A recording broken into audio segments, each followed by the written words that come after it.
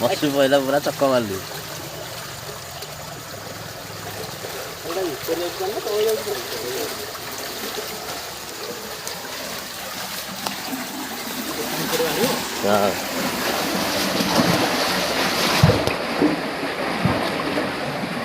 ମାଛ ପୁରା ତ ପଇଲେ ଆଉ।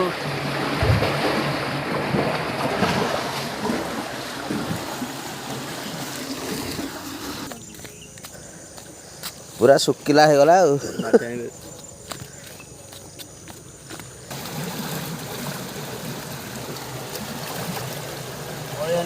ବାଳ ଅଛି।